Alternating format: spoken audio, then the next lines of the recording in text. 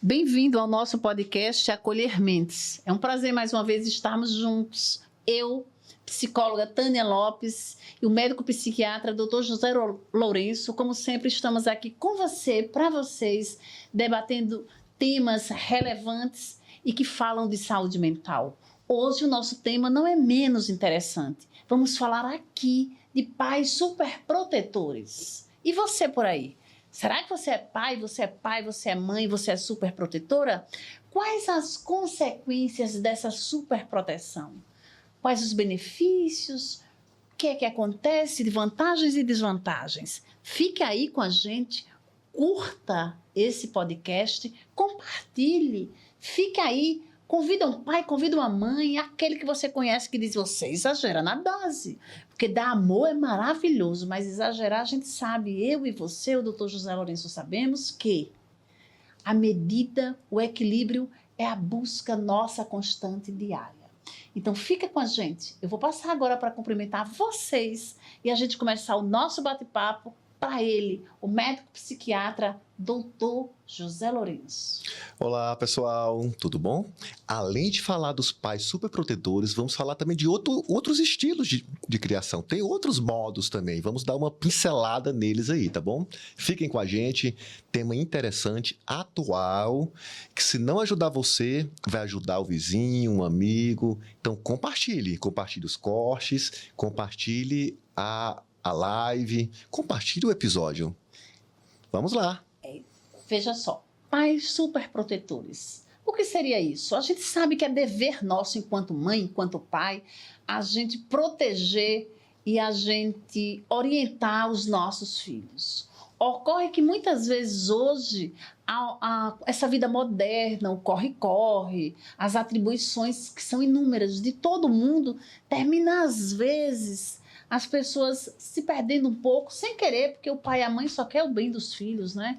Então, nessa falta às vezes, de parar e fazer uma análise melhor do que deve ou não fazer, acontece o quê?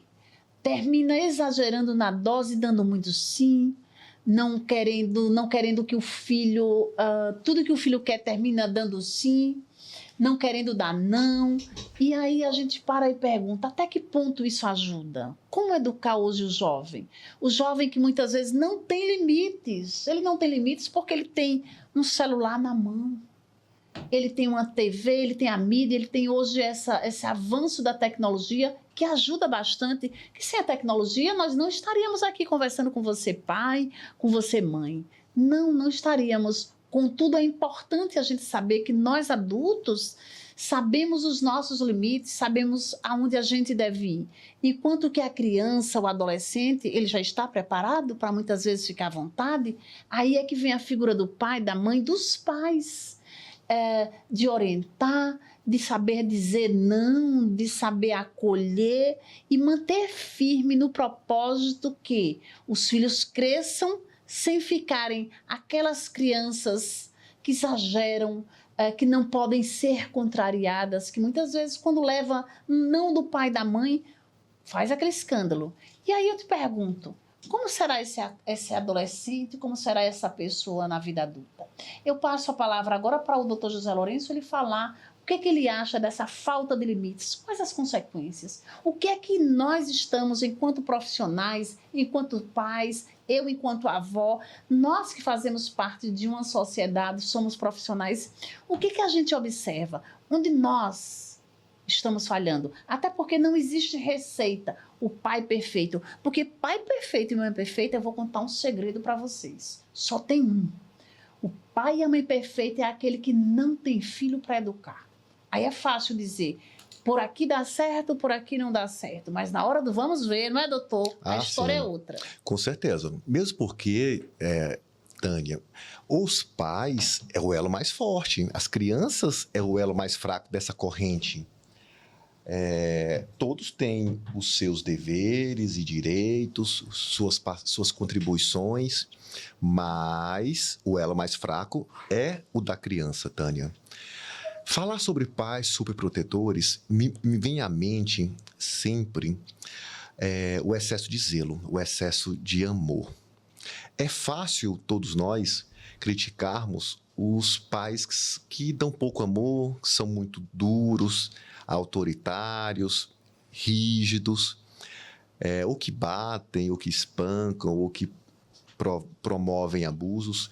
Mas aquele pai que está um excesso de carinho, pouco não, muito sim, vai causar o mesmo prejuízo a curto, médio e longo prazo às crianças. Normalmente, os pais tentam criar seus filhos de uma forma melhor do que foram criados, no ponto de vista deles, né? Mesmo porque o ponto de vista é algo que é individual, baseado na forma como ele interagiu com o mundo naquele século, a forma como os pais conseguiram criá-los, auxiliá-los naquele momento. E aí, quando eles optam por ter filhos, eles tentam suprir ou dar mais, ou dar algo que eles não receberam na infância. Ou então fazer o contrário do que receberam na infância. Então, às vezes, receberam muito pouco amor e agora dão um excesso de amor, que também não é saudável essa forma de... Tudo em equilíbrio, não é, doutor? É o meio termo. Eu sou do time do equilíbrio, do meio termo. Não é ficar em cima do muro. É o que nós... É diferente. Não é ser isento.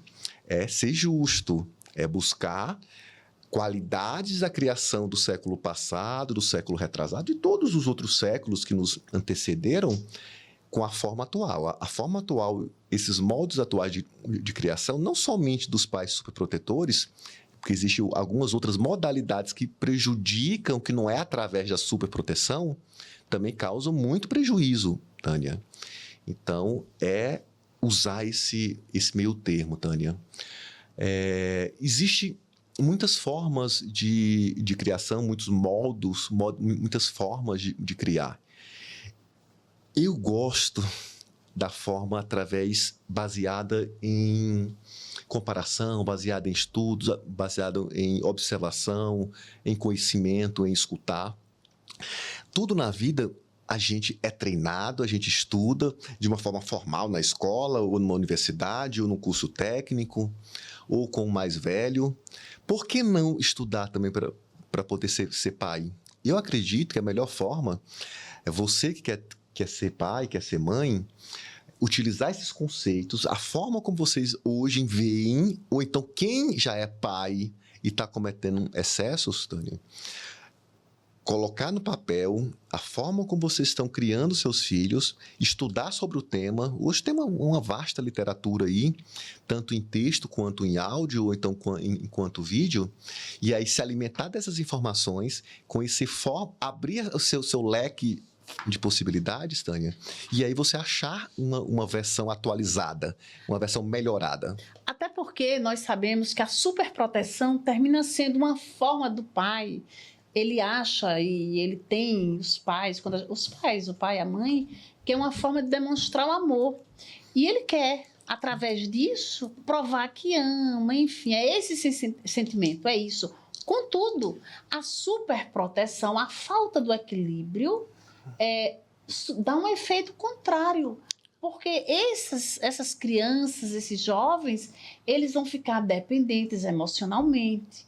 E aí, como eles vão lidar com as adversidades? Eles vão ficar mais ansiosos, eles vão ficar mais inseguros, eles vão ter N questões na vida, tanto criança como adulto, eles vão ter dificuldades de ouvir um não, eles vão ter dificuldade de convivência, porque muitas vezes na superproteção você não deixa a criança nem sequer escolher o que vai comer, você deixa muitas vezes ela fazer o que quer para não contrariar. Hoje já tem pais que hoje, quando a criança diz eu quero isso, ele não pode, mas ele corre e vai fazer. Ou então, Tânia, cede demais. Cede demais, ou então. Terceiriza, ou então compartilha muito decisões. E eu vou trazer agora informações biológicas e da neurociência atual, que fala o seguinte: o lobo frontal, que é o lobo onde a gente tem a capacidade de discernimento ela só fica madura, de fato, depois dos 20 anos de idade. Aos 25 anos, né? 24, 25 anos de idade. Então, a maturidade Imagine. demora a ser adquirida, principalmente para o sexo masculino. Baseado nessa informação do doutor José Lourenço, que ele bem colocou, dessa maturidade que vem mais ou menos aos 25 anos, como você, como eu, como nós podemos deixar pessoas mais jovens, as crianças e os adolescentes, as pessoas mais jovens decidirem ou então ditarem as regras? Então, somos nós que temos que refletir. O doutor José Lourenço colocou algo que eu achei assim fundamental, muito pertinente. Por que não estudarmos como lidarmos nos tempos de hoje, que temos aí as informações com essas dificuldades que nós temos, que eu tenho, que ele tem, como fazer? Porque o excesso do não faz mal, aí traumatiza. O excesso do sim também não é legal. Então, como manter esse equilíbrio? E é isso que a gente busca, é por isso que a gente discute. É por isso que não só é ter filhos e sair dando sim ou dando não o tempo todo. É equilíbrio, não é isso? Sim, esse modo de criação, Tânia, de compartilhar decisões, ou quase todas as decisões familiares com os filhos, principalmente na faixa etária da infância ou da adolescência, é a famosa modalidade respeitosa de criação, Tânia. Esses dias eu assisti um vídeo absurdo, não sei se foi no TikTok ou se foi no YouTube. Uma mãe com uma criança, eu estimo que tenha uns 3 anos de idade, ela falando sobre a forma como ela educa, ela nomeou como respeitosa. Existe realmente uma corrente aí de estudo que tenta justificar ou trazer elementos científicos ou pseudocientíficos para essa forma de criar, que eu acho uma absurda. A criança estava lá, batendo no rosto da mãe, e ela, meu filho, não faça isso, tentando, através de argumentos, convencer o filho a não fazer isso. Primeiro ponto, esse ato é inadmissível. Alguém encostar sem autorização, encostar não é nem agredir, encostar em alguma outra pessoa sem a permissão desse outro ser humano, muito menos uma agressão. Então, isso é inadmissível. Nesse momento, um pai ou uma mãe tem que falar: olha, meu filho, eu não estou permitindo que você faça isso, isso é contra os valores e contra as regras morais e sociais, e você não vai tentar convencer através de argumentos maduros ou científicos que uma criança tenha discernimento de saber que isso é errado. E hoje a gente vê que o que a gente pode analisar também é que muitas vezes é a história dos pais, né? A ansiedade, o trauma, uma infância que não teve boa, aí fica, porque aí eu quero dar ao meu filho, eu quero que o meu filho não viva o que eu passei, que foi sofrimento. Calma, a história do teu filho não é a tua história. Sim. A tua história é tua. E aí as consequências podem ser danosas. Vão ficar os traumas da tua, e se não souber lidar, administrar, a do teu filho também. Sim, porque é o seguinte, geralmente esses pais permissivos que têm essa suposta criação moderna de compartilhar decisões ou escutar, o filho não quer ir em tal lugar, tem a mesma opinião, uma criança de 5 anos de idade, de um adulto, o pai, o adulto, a mãe, vencer o argumento ou uma birra, que não é nem argumento, uma opinião, uma decisão impulsiva, sem bases, de uma criança, não importa a idade, eu falei 3 anos, mas pode ser de 7, ou de 10, ou de 11, ou de 12. Nós não estamos falando de não escutar, de não dialogar, mas é na devida proporção, com seu peso adequado. Só não pode ele decidir. Se alguém tem que decidir, só não é... Escuta, coloca na balança, cada um com a sua devida proporção. Isso chama proporcionalidade. E aí, geralmente, esses pais que promovem essa educação respeitosa são filhos de pais que foram autoritários. Aí eles estão fazendo o oposto e estão causando o mesmo prejuízo que vocês aí, que são permissivos, sofrem pelo fato de terem filhos, terem sido filhos de pais autoritários. Eu atendo adolescentes e o que eu vejo na clínica como experiência própria que chama a atenção são os pais. Muitas vezes eles estão preocupados, tristes, contudo eles têm dificuldade, e às vezes eu faço a pergunta que eu vou fazer a você que está nos assistindo: quem decide na sua casa é você ou o seu filho? Se você tem convicção que aquilo não faz bem para o teu filho, por que é que você está deixando que aconteça? Olha as consequências. Não deverão ser boas. Porque como o doutor colocou, a gente não está aqui falando que tem que ter uma ditadura. Jamais. Não. Tem que ter um diálogo, uma observação. Mas o pai é pai, a mãe é mãe, o filho é filho. Existe sempre, em quaisquer situações da vida, hierarquias. Quem decide. Porque senão, Tânia, está sendo criado um reizinho. A síndrome do reizinho. Reizinho ou então da rainhazinha, né? Para poder não... Que vai querer dominar onde tiver, que vai querer mandar, que vai ficar insuportável. Porque quando a gente chega num ambiente que a gente vê, por exemplo, um médico que ele está ali arrogante, achando que é superior a tudo e a todos, foi um reizinho do passado. O reizinho do passado. Se chega na psicóloga e ela está lá como se fosse a rainha, a dona da verdade, não convida você para uma reflexão, porque todos nós somos seres humanos, passíveis de errar. Sim. O que não podemos é parar e refletir. Poxa, se não está dando certo, o que é que está acontecendo? Quem está ditando as regras aqui? É o meu filho. Então, algo com certeza está errado. E isso, onde vamos parar? Essa crença limitante, essa fala de dizer, doutor, eu quero saber se o senhor concorda com essa minha observação, que os jovens hoje em dia estão aí sem limites, e os jovens de hoje não são como antes.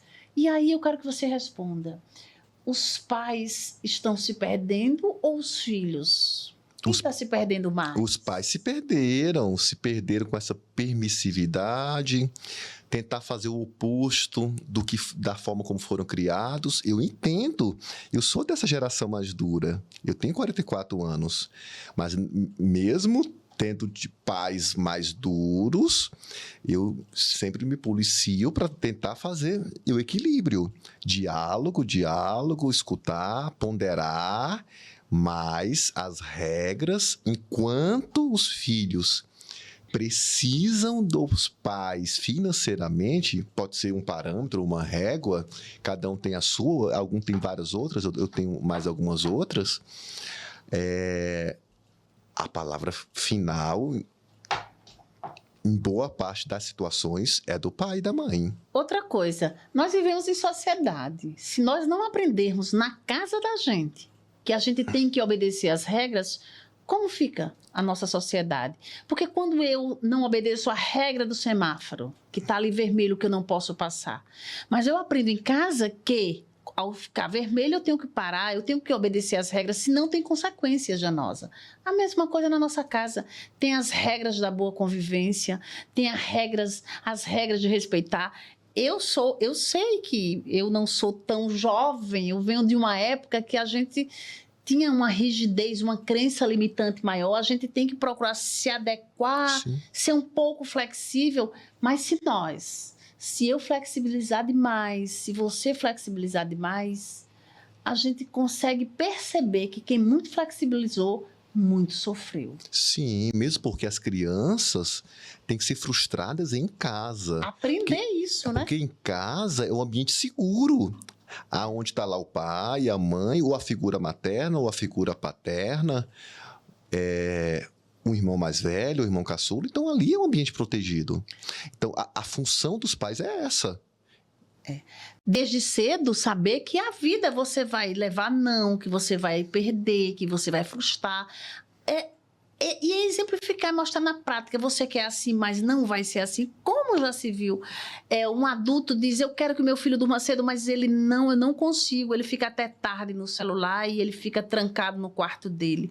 Como na sua casa, a sua regra, ele se tranca no quarto, fica no celular. Você tem que chegar para o seu filho, pegar o celular e orientar. Se ele não obedece, pega o telefone e guarda com você. Sim. Mas isso ele vai ter que aprender, porque muitas vezes na vida ele vai precisar disso, de saber, de ser contrariado. Até porque mais na frente ele vai entender que isso foi o diferencial, foi quem ajudou ao próprio filho a, na vida, em várias situações, segurar firme as adversidades, os nãos, as perdas, as alegrias, os choros, porque a gente também se perde em momentos fáceis. Porque senão, Tânia, o filho vira um hóspede dentro da casa do pai e da mãe. E um hóspede de um hotel 4 estrelas, 5 estrelas. Dizendo o que quer comer, o que quer fazer, a hora que ele quer dormir. Filho não é hóspede. Quando eu li essa expressão filho hóspede, eu achei perfeita e apropriada. Tudo isso que nós estamos falando é superproteção. Formas diferentes de ser superprotetor em relação aos filhos. E esse erro, não importa se seu filho tem 10 anos, ou 15, ou 20, sempre é possível de melhora, de correção. Nunca é tarde, né, Tânia? Porque estamos falando dos erros e do erros, falando um pouquinho agora da forma de corrigir. Existe forma, você já citou algumas formas de corrigir. E eu estou trazendo agora a esperança que isso tem como ser corrigido e ser melhorado bastante. Se não for 100%, independente da idade ou do prejuízo que seu filho possa ter, avança bastante. Porque não é com birra, não é com o filho. Quantas vezes você já deve ter visto alguma cena que muitas vezes a criança, o adolescente, ele chega no lugar e diz, eu quero isso, e a mãe, para não ter uma situação vexatória, ela termina fazendo. E ainda disso, chegar em casa, a gente vai ver.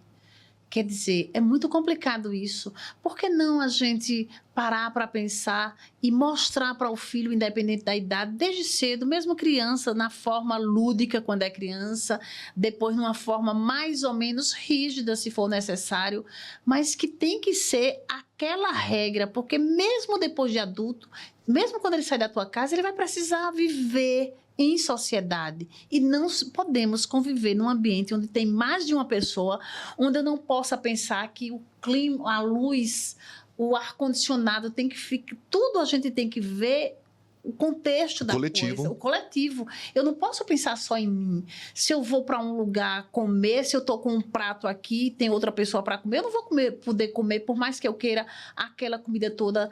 O sensato é dividir. Então, muitas vezes, a gente tem se perdido nessa questão de deixar que o outro decida. A gente não quer que um filho chore. Como não vai chorar? Que o filho, muitas vezes, quantas vezes o senhor já deve ter visto? Eu já vi na clínica, quando a gente atende os pais e quando está ali o filho, a mãe, enfim. Se contrariar, faz bico. Faz o bico, faz logo a cara feia. A gente até brinca de cara feia, eu não tenho medo, não é? Sim. Quer dizer, onde nós chegamos. E aí, não, todos nós, o que a gente quer convidar? No mundo de hoje, onde tá aí, onde a gente vê influenciadores, onde a gente vê o celular, onde a gente vê a mídia, onde a gente vê as pessoas aí apostando, querendo fazer tudo sem sacrifício, querendo não passar por um processo para conquistar o brinquedo que quer, a profissão que quer. Temos que ter cuidado. Se a gente não ensina o filho da gente a passar por tudo isso, mais na frente, por mais que ele tenha, será que ele vai saber lidar com aquilo que ele tem? Será que ele vai conseguir cuidar? Ele nunca teve responsabilidade. Por que não o filho homem? Por que não a filha mulher ajudar nas atribuições, por exemplo, domésticas? Se o senhor disse, eu digo que quero um mundo sem violência, paz no lar. Tânia, você falou algo perfeito. Regras domésticas é uma excelente forma de, primeiro, inserir aquela criança, independente da idade, ao núcleo familiar, ao coletivo daquela família, que inclui um gatinho, algum animalzinho de estimação, os vizinhos. Aí ele se sente pertencido àquela sociedade com aquelas regras, aquela mini-sociedade, e depois isso é um grande fator protetor para evitar que esse adolescente, quando chegar aos 12, 13 anos para frente, ele queira se pertencer em outros grupos, e grupos não saudáveis. Quais grupos não saudáveis? Das drogas, skinheads, ou pessoas que às vezes idolatram algum objeto, algum ser em excesso. Então, alguns seres humanos, por falta de valores, de uma boa educação, de exemplos adequados, de regras, ficam com o ego, fica com a sua forma de interagir com o mundo muito prejudicada e fragilizada, que quando ele vai se deparar com a sociedade de uma forma mais ampla e com a diversidade, acaba que a diversidade é legal, eu gosto da diversidade, mas desde que ela esteja no meu manejo, eu que estou ali manejando a diversidade da forma mais adequada com os meus valores. Então, quando essa criança e esse adolescente, principalmente adolescente, não tem esses valores que foram cultivados ali na infância, aí chegam na adolescência, eles são contaminados por tudo, e o mundo tem de tudo. E aí que se perdem. Aí também começa a surgir as patologias, várias patologias psiquiátricas já nessa fase. Transtornos de personalidade, transtornos de ansiedade, alguma genética que possa ter sido herdada do pai ou da mãe, com essa frouxidão e com todos esses fatos aí que eu acabei de citar, podem ativar alguma genética que esteja adormecida. Outra coisa, nós falando desse tema, eu quero abrir um parêntese e falar o que a gente vê. Pelo menos eu falo, a minha experiência na clínica. Nós sabemos que tem pessoas, tem crianças, tem pessoas que muitas vezes, por conta de transtornos que elas têm um funcionamento diferente. Então, também temos que ter cuidado para a gente não rotular pessoas que têm, por exemplo, certos transtornos, que têm um modo diferente de funcionar, ele seja tratado como uma pessoa típica, ou seja, os atípicos, né, as mães atípicas, também de uma forma diferente, tem que ter limites. Mas a gente, primeiro, por isso que, para nós vivermos bem, para termos saúde mental, para a gente viver uma vida sem muitos conflitos, com menos transtornos, mesmo que a patologia esteja ali no DSM, a gente tem que saber o seguinte, conhecer. Hoje eu disse a um paciente atendendo como é importante a gente conhecer a nossa patologia, a gente aceitar, porque se eu sei que eu tenho um transtorno, tenho uma limitação, tenho dificuldade de seguir regras, quem convive comigo já sabe disso, vai ter que ter uma flexibilidade para se adaptar àquilo e ser de outra forma. Por isso que as escolas hoje estão aí com psicopedagogos, com pessoas Sim. E com toda a orientação para, em situações atípicas, trabalharem de formas atípicas. Não vamos misturar e vamos respeitar, porque eu te digo, eu digo ao senhor o seguinte, eu não sei se o senhor percebe, é muito triste quando a pessoa, por falta de conhecimento, muitas vezes diz, isso é birra, isso é falta de limites, quando na verdade, ali naquele caso em tela, existe um ser que ele funciona e entende com limitações e deve, merece, precisa ser respeitado. Respeitar, eu sou desse time. Não terceirizar decisões para seus filhos. Aí que é o excesso, aí que é o erro. Então, o diálogo é importante. Eu sou do time também, esse time do diálogo, mas com as suas devidas proporções. Estou falando isso pela segunda vez, porque merece ser dito pela segunda vez. E muitas vezes, Tânia, por esses fatos, os pais que não estão emocionalmente preparados e resolvem ter filhos, ou os filhos surgem, e aí, como mecanismo de sobrevivência, eles usam a tela em excesso, são permissivos em relação ao uso. Eu entendo que, principalmente os moradores de grandes centros que perdem muito tempo no trânsito, chegam cansados nas suas casas depois de 2h30, e morei em São Paulo até pouco tempo atrás, mesmo tendo uma boa logística, uma boa organização, mas eu perdi ainda 1h20, 1h30 por dia entre idas e vindas. Imagina outras pessoas que não tinham essa possibilidade. Aí chegam em casa, as crianças estão lá demandando a gente, né? Mas o nosso Termina papel... nisso aí, flexibilizando, não é? Quebrando regras. Os valores. As próprias regras. Quer dizer, eu crio e muitas vezes para ceder no cansaço, a gente chega em casa cansado, tá com fome, tá com sono, e a criança insiste em usar o telefone, fazer uma coisa, e a gente termina cedendo, né? Não pode ceder. Pode ser desse eu sei que vocês estão cansados. Eu já cometi também esse erro de ceder. Eu tenho 2 filhos, um de 10 e um de 14 anos. Hora ou outra eu me policio, José, você é o adulto aqui dessa comunidade, dessa família aqui, você escolheu ter filhos, então assuma a sua responsabilidade. Faça o que tem que ser feito, independente do cansaço físico ou da desculpa que vier na minha cabeça. Não pode se quebrar essas regras e não pode terceirizar para o Netflix, terceirizar para o YouTube, TikTok ou qualquer outra plataforma aí, porque o preço vai ser cobrado, e eu falo que é a curto prazo, não é a médio e longo não, viu, Tânia? É curtíssimo prazo. E não é só problema, o que é problema dos filhos, eu entendo que é problema nosso. As consequências são para todos.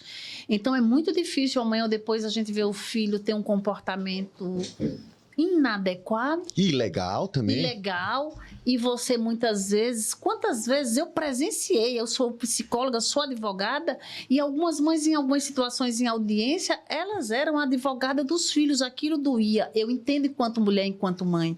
A gente quer defender, mas a gente tem que entender enquanto mãe, enquanto pessoa, que muitas vezes, mesmo sendo nosso filho, se for nosso filho, uma pessoa nossa, ela está errada, muitas vezes ela tem que passar e sentir as consequências dos atos para que ela reveja e não repita.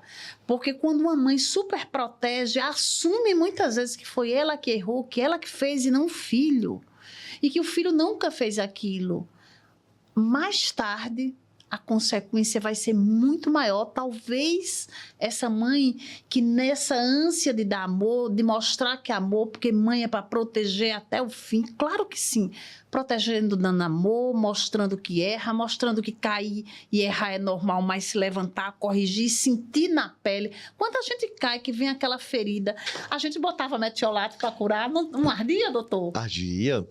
Falando nisso, Tânia, eu lembrei de uma memória gostosa. Eu tenho uma filha chamada Maria. Uma vez, ela estava meio danadinha, estava se lavando a área, e ela correndo de um lado e para o outro com sabão, e para cá e para lá. Maria, devagar, minha filha, você pode se machucar. Aí eu vi que ficou mais perigoso, eu fui mais incisivo com ela. Aí ela diminuía, mas avançava, né? Aí falei, danadinha. Aí eu tinha algumas possibilidades, né? De ser mais autoritário, ou então ensinar pela dor. Mas, lógico, não colocando ela em risco. De que forma ensinar pela dor, Deixou Tânia? ela à vontade? Deixei ela à vontade, vigilando. Eu não ia deixá-la ao ponto de correr o risco de ter uma fratura, mas já era... Existia uma possibilidade de se machucar e vinha essa feridinha, essa queda e... Para ela sentir, né? Para sentir, pela dor. Então, eu monitorei ela e deixei a vida ensinar através da dor. Então, vocês pais, nós pais, devemos muitas vezes deixar, tá lá monitorando os seus filhos, deixar ele aprender pelo mundo e pela dor. E com isso, é uma forma de aprendizado rápida e permanente. Um excelente exemplo.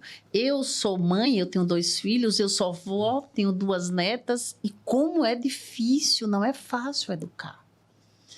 Os filhos, à época, hoje aí a gente vai dizer, não tinha o que tem hoje, não é? A tecnologia avançou muito. Há 30, 40 anos, as crianças, era outra realidade. Mas também tinha aquelas coisas de escorregar na área, como o doutor disse, né? De querer, sempre o ser humano é isso. Às vezes a gente tende, até porque os prazeres e as coisas que nos convidam, a gente quer perder os limites. Mas aí é que está, se na casa da gente, a gente não começa desde cedo a dizer, você tem que obedecer às regras daqui. Na escola você tem que respeitar. Se lá fizer errado, você me diz e a gente vê depois, mas respeite. A gente está ensinando o quê? A gente chegar para um filho e dizer, se alguém te bater, você bate também. Até que ponto está correto isso? Pense você. A gente vai ensinar que quando seu filho estiver no trânsito, numa moto ou num carro, que alguém comece a discutir, ele vai lá e bata porque ele começou a agredir, que devolva? Isso será que não vai ficar um preço caro? Não vai pagar muitas vezes com a própria vida? Sim. Então, por que não ensinarmos a dizer, vamos parar, refletir e ver as consequências disso? Não é também, fácil, Tânia, mas é necessário, não é, doutor? Sim. Ou então também, Tânia, não compensar os filhos por falhas que vocês possam estar cometendo, ou então falhas que o pai ou a mãe cometeram com ele próprio, e aí dá o excesso. A superproteção também vem pelo excesso. Oferecer tudo que é possível que o dinheiro possa comprar, aula de natação, de inglês, de balé, de corrida, encher a criança de atividades e permitir sempre falar sim, 80% do tempo sim, que é bem desigual. Eu acredito que a vida é 50% feito de sim, 50% de não, de uma forma bem, bem grosseira, mas é muito próximo disso. Às vezes, mesmo podendo dar sim, é necessário que a gente diga não para ensinar. Eu lembro que um filho meu queria uma moto e a gente dizia não. Sim. E ele não entendia, porque a gente podia comprar. Mas a gente entendia que aquilo era perigoso. E ele, na época, não entendia. Mas depois, adulto, eu fico brincando. Hoje ele pode até comprar uma moto. Eu disse, aí, não vai querer uma moto? Ele entende que naquela fase, lá atrás, com 13, 14 anos, não seria ideal. E a gente não queria, a gente não entendia que era. Então, ele tinha que respeitar. E respeitou. Então, a gente vê o resultado de quando a gente consegue, que não é fácil, repito, a gente que criou. Só é fácil, eu disse no começo, fácil, mágico, dizer eu sou a mãe perfeita, eu sou a avó, eu sou o pai perfeito, o doutor José Lourenço, se a gente nunca tiver ninguém ali para educar, um filho, uma filha para educar. E tem outras formas também, Tânia, de frustrar. Eu lembrei uma forma que eu frustrei já algumas vezes meus filhos, e ainda frustrarei. Talvez até hoje à noite, quando eu voltar para minha casa, hoje, tempos de iFood, né? Diversas possibilidades de alimentos maravilhosos. Quantas vezes que eu falei, olha, eles querendo pizza, querendo uma coisa, querendo outra, e tendo alimentos em casa, às vezes o restante do almoço, ou então outros alimentos em mais casa. Mais saudáveis, né? Inclusive. Né? Mais saudáveis. Geralmente mais saudáveis, sim, Tânia. E eu usei o argumento, olha, o papai não tem como comprar essa pizza agora nesse momento, ou essa guloseima, até que eu poderia comprar, mas eu queria frustrar eles para receber o não e para aprender de uma forma diferente. Então, tem várias formas da gente frustrar os nossos filhos de uma forma saudável e que vai marcá-los e vai favorecer no futuro a interação com a comunidade geral, com o país, com o Estado, com o trabalho, com a comunidade do trabalho onde ele está inserido. Ensinar a criança a escolher o que ela quer. A criança, naturalmente, a gente vai chegar numa loja, vai chegar num shopping, vai chegar num lugar e vai dizer, eu quero isso, eu quero isso, eu quero a boneca, quero a bola, quero patins. E aí a gente vai chegar para a criança e vai dizer, escolhe um. Porque a criança quer tudo. Isso. E aí, outro dia eu te dou outro, porque isso é uma forma da gente de saber e dela se entender que nem sempre naquele momento, e tudo que a gente quer, não dá para ser naquele momento que a gente quer. Sim. Agora você vai ganhar um. Em outro momento, você vai ganhar o outro. E isso, o adulto que a gente vê, como é que... Por isso que muita gente fica aí frustrado, adoece, muitas vezes se perde financeiramente porque Sim. quer comprar para os filhos. Infelizmente é uma realidade de querer para agradar, para dar, para provar que ama o filho. Porque agradar o ego, às vezes. O seu ego dele. O seu ego que você não teve, aí você compra o que não pode. Eu tive N experiências de ver pessoas comprando o que não podia, mas porque o filho queria. Se eu não posso dar esse copo, eu não posso dar esse copo. Eu vou dar outra coisa, eu não vou dar nesse momento. Isso é educar, isso é fazer o outro feliz. Prova de amor é também dizer não agora. Excelente frase, né? Tânia. Não, agora não. Mamãe, outro dia a minha neta queria um brinquedo e ela disse, no meu aniversário você dá, avó? E aí o pai não queria porque considera perigoso, a mãe também não. E eu fui explicar para ela, eu não posso te dar agora, mais para frente você vai ter. E ela aceitou e eu dei outra coisa e ela voltou a me perguntar, vó, por que você não me deu tal brinquedo? Quer dizer, e aí eu expliquei de novo e ela entendeu. Porque eles consideram que a idade não é adequada para o que ela quer agora. E eu, como vó, eu até entendo e tenho que respeitar. Então, ter muito cuidado. Outra coisa, outro conflito que confunde a cabeça das crianças e dos adolescentes é o pai dizer uma coisa, a mãe dizer outra. Pense numa coisa que causa uma desordem emocional. Sim. Tem que ter uma harmonia de decisões. Senão, se o doutor José Lourenço é de dizer sim e a mãe da criança é de dizer não, ele vai procurar quem? Quem diz sim. Sim. E como é que fica o outro? O outro é visto como? Como se não fosse uma mãe rígida? Não. Ela é uma mãe responsável que entende. Então, tem que ter um consenso dos pais, das pessoas que estão ali com aquela criança, com aquele adolescente, e dizendo, olha, tal hora você volta.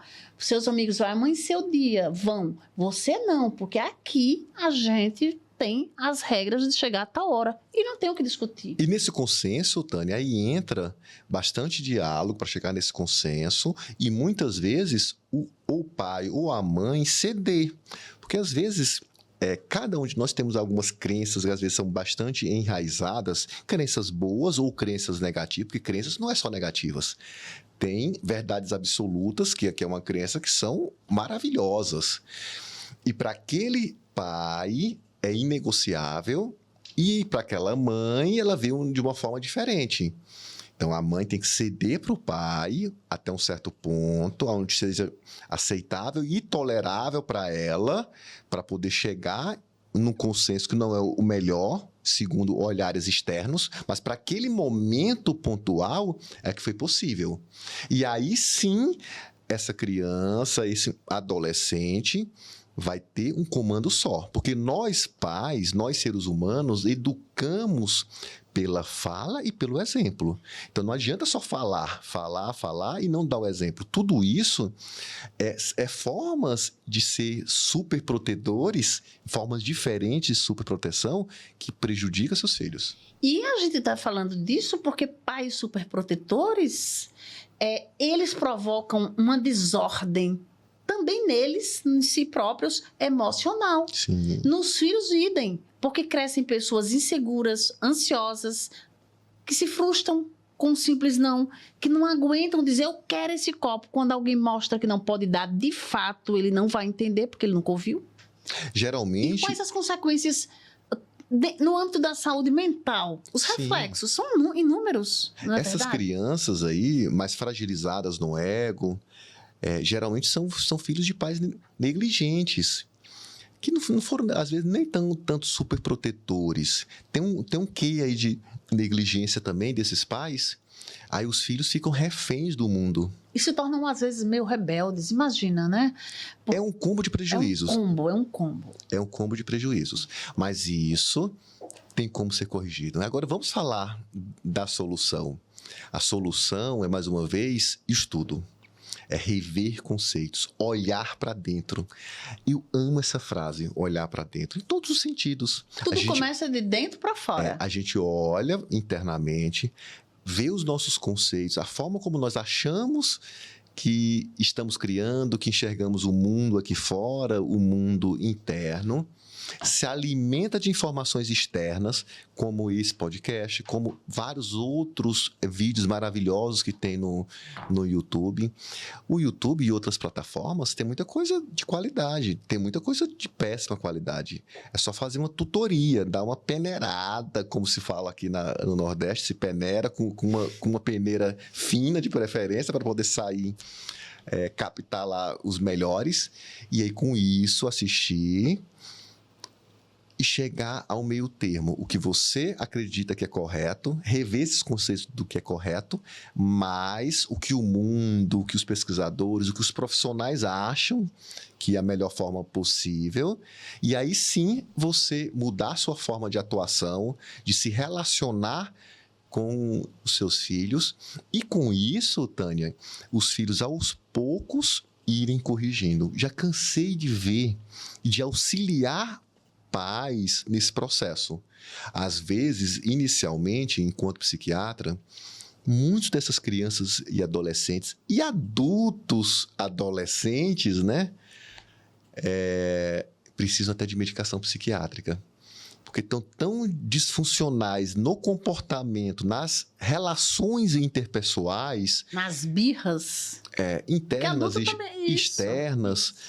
E que estão comprometidos e desenvolveram outras patologias psiquiátricas que necessitam de medicação. Às vezes não tem uma patologia bem definida, tem traços indicativos, mas os sintomas ali são bem intensos. Aí a gente medica essas pessoas para poder facilitar e ter mais clareza do cenário que está acontecendo. Porque, às vezes, essas crianças e adolescentes, principalmente adolescentes, estão numa turvação, estão numa vibe, igual ele gosta de se usar esse termo, né? Tem outros termos aí utilizados, que a química cerebral não está, o TIC e o TEC não está trabalhando de uma forma adequada, que precisa de um medicamento para ajudar nessa química cerebral se organizar e ele ter mais clareza.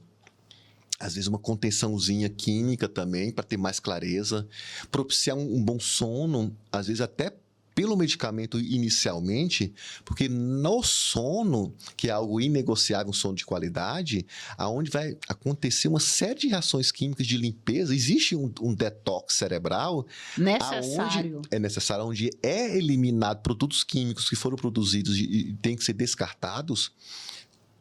E esse processo é mais eficiente no período noturno com o sono. Então, algumas vezes, isso em adultos também, independente de serem filhos de pais superprotetores ou que tiveram questões comportamentais / personalidade / criação,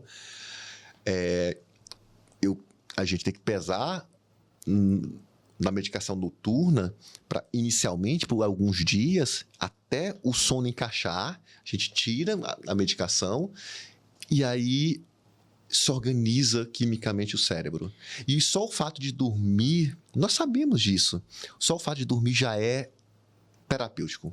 Eu atendo mulheres, atendo homens e a gente atende um ou outro, eles que são super protetores.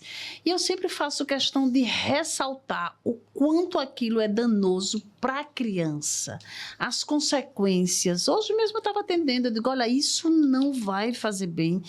E a pessoa até admite que está exagerando, que é o excesso do amor. Eu digo, você acha? O seu mundo é só essa filha e as outras coisas. E você? E você? E as outras pessoas envolvidas, como ficam? Porque, inclusive, a pessoa às vezes chega a falar, sabe o quê? A criança só fica bem se tiver comigo. Eu digo, isso é um absurdo. Um absurdo o que você está dizendo. Você está fazendo mal enorme a essa criança que você ama. E claro que a pessoa faz sem ter noção.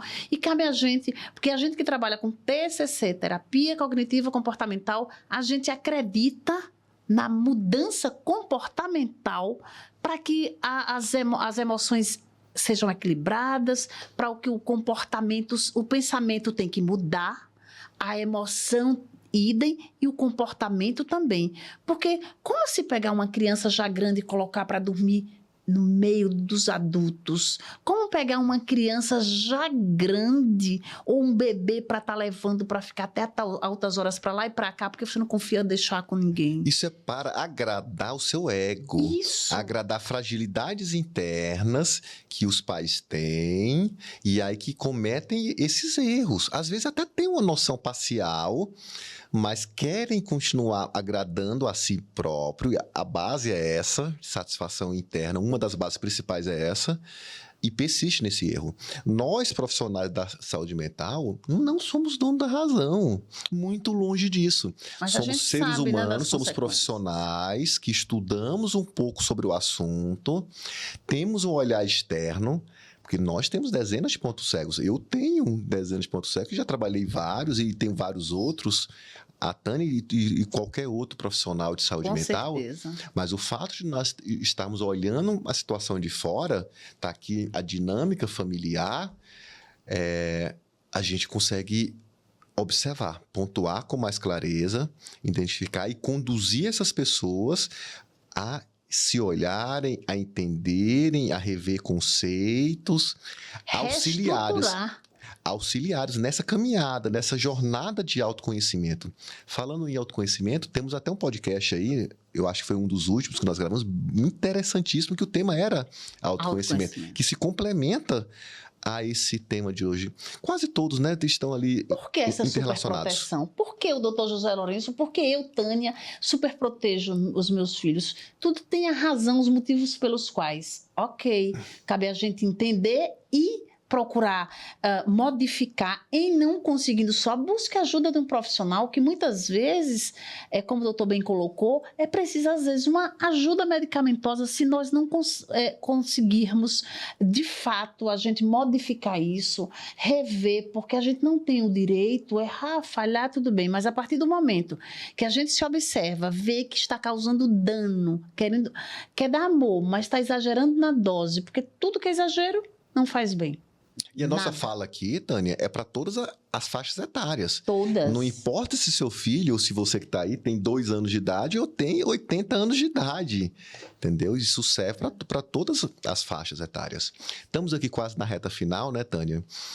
Falamos muito do que está relacionado e falando agora ainda mais sobre a solução um tanto passa pelo psiquiatra, mas a maior parte passa pela psicologia.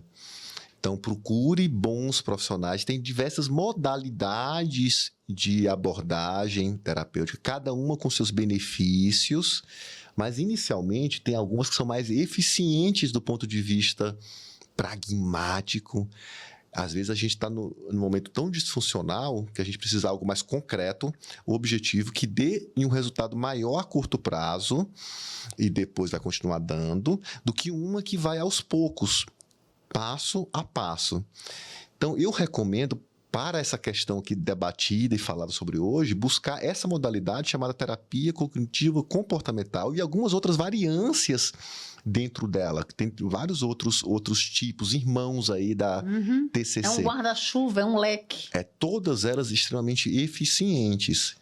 Então, procurem, se autoconheçam, olhem para dentro, procurem profissionais capacitados nessa abordagem, de preferência que esse profissional goste, saiba trabalhar, não é somente gostar, que saiba trabalhar com adolescentes e com crianças ou com adultos jovens que estão nesse guarda-chuva aí de problemas, tá bom?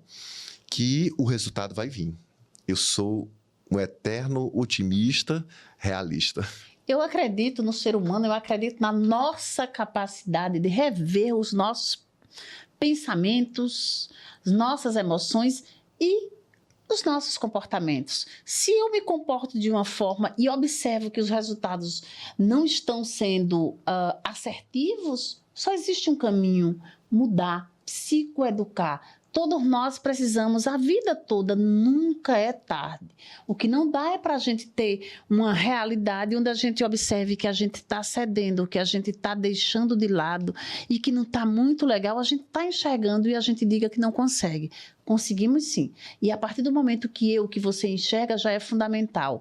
E quaisquer dúvidas, sempre tem os profissionais preparados, capacitados em alguns aspectos. Eu mesma, quantas vezes a gente recomenda, olha, é importante procurar o psiquiatra.